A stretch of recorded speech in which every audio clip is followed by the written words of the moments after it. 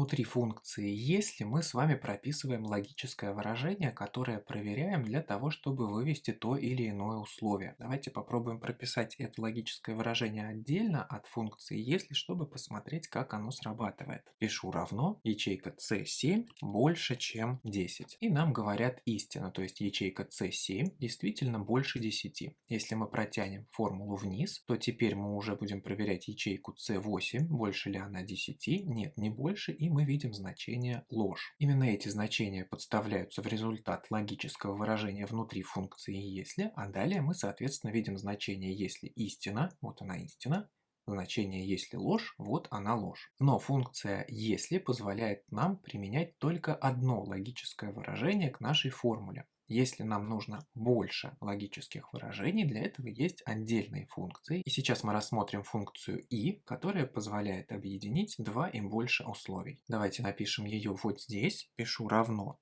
и проверять мы будем два условия. По условию задачи мы должны предоставить скидку 10% на розы оптом. Первое условие – позиция должна называться розы. Второе условие – позиция должна быть оптовой, то есть размер покупки должен быть больше 10. Проверяем первое условие, и в качестве первого условия мы будем брать ячейку А7 и проверять, что она у нас равна розы. Точка с запятой. Не забываем указывать розы в кавычках, это текстовый аргумент. Второе логическое выражение, которое мы будем проверять, это ячейка C7, то есть количество штук в покупке должна быть у нас больше, чем 10. Далее мы можем поставить точку с запятой и продолжить перечисление условий. В нашей задаче их всего два, поэтому я не ставлю точку с запятой, а закрываю скобку. Но обращаю внимание, что функция «и» внутри себя может содержать как минимум одно логическое выражение, оно является обязательным, а вот второе и все последующие являются необязательными, их можно не указывать. Я нажимаю на «ввод» и получаю значение истины. Для данной позиции у нас совпадают оба условия.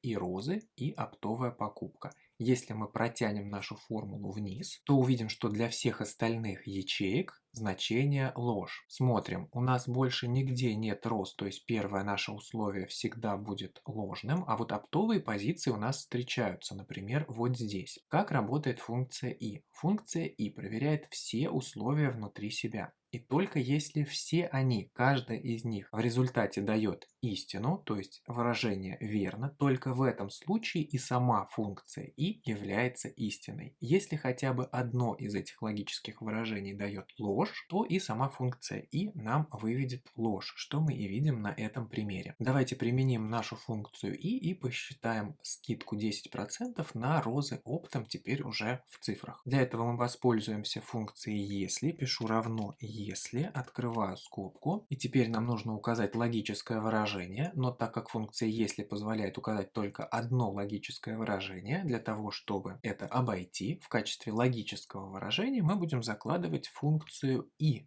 внутри которой, в свою очередь, проверим наши логические выражения. Ячейка А7 у нас должна быть равна розы, точка с запятой, и ячейка С7 у нас должна быть больше, чем 10. Мы прописали два условия внутри функции «и». Для функции «и» я теперь закрываю скобку. Это возвращает нас внутрь функции «если», и мы ставим точку с запятой, так как закончили написание логического выражения. Далее нам нужно написать значение «если истина», то есть что должна делать функция если оба этих условия оказались истинными. В этом случае мы будем брать стоимость и умножать ее на 90%, то есть уменьшать стоимость на 10%. Точка с запятой. Если функция «и» выдала нам ложь, то есть хотя бы какое-то из этих условий не выполняется, что в этом случае функция «если» должна сделать? В этом случае мы будем брать стоимость и выводить ее саму по себе без скидки. Поэтому просто закрываю скобку и нажимаю на «ввод». Мы видим, что для первой строки у нас стоимость поменялась, так как там истина и соблюдаются оба условия. Давайте протянем формулу вниз. При этом мы видим, что там, где у нас стояла ложь, стоимость осталась прежней, она не изменилась, потому как скидка не была предоставлена.